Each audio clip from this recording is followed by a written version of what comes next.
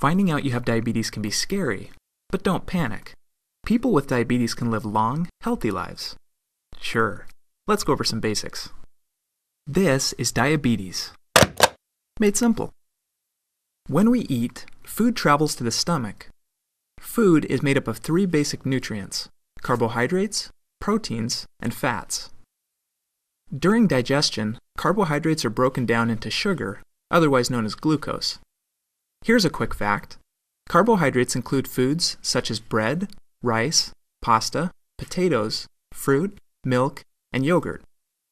In a normal digestive process, sugar travels from the stomach, through the bloodstream, to your body's muscle and fat cells. However, sugar can't enter these cells without the help of a special hormone called insulin, which is produced by the pancreas. Insulin acts like a key, unlocking the doors to the muscle and fat cells and allowing the sugar to enter. The cells then use this sugar as fuel to provide energy for the body. When this process is functioning properly, sugar entering the bloodstream from the stomach is able to exit the bloodstream at the muscle and fat cells.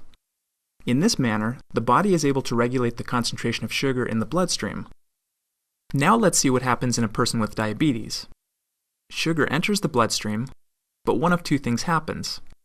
Either the pancreas does not produce a sufficient quantity of insulin to match the sugar entering the bloodstream, or the body cells do not respond to the insulin that the body is producing. In both cases, the result is the same. Cell doors remain closed, causing sugar to get backed up in the bloodstream. As a result, blood sugar levels rise. This creates several problems. Because sugars are not able to enter your body's cells, your body is not getting the fuel it needs. As a result, you may feel tired or fatigued. Your body may try to dilute the excess sugar in the bloodstream by pulling fluid out of your cells. This can leave you feeling dehydrated and thirsty. Most importantly, over time, exposure to high blood sugar levels can cause damage to vital organs connected to the bloodstream, such as your eyes, kidneys, nerves, and heart. If not controlled properly, diabetes can lead to serious complications, such as blindness, amputation, kidney failure, heart attack, and stroke. In order to avoid these complications, people with diabetes must take steps to keep their blood sugar levels in a normal range. One way to do this is through diet. By reducing the amount of carbohydrates you eat in a single meal or snack, you can regulate the amount of sugar entering the bloodstream and prevent your body's insulin supply from becoming overwhelmed. This may mean limiting high-sugar foods such as cake, pie, candy, and soda. You know which ones. Another way to regulate blood sugar is through exercise. Physical activity makes your body's muscle and fat cells more receptive to insulin. In other words, those muscle and fat cells that wouldn't open before, now they will.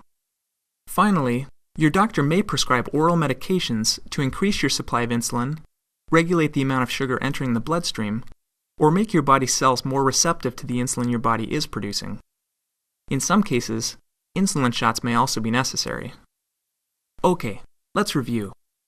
We've talked about what diabetes is, a condition where either the body does not produce enough insulin, or the body cells are not receptive to the insulin being produced.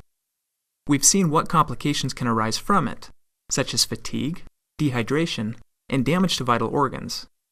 Finally, we've discussed ways to manage it through diet, exercise, and medication. For more information about your specific health diagnosis and treatment plan, please talk to your doctor.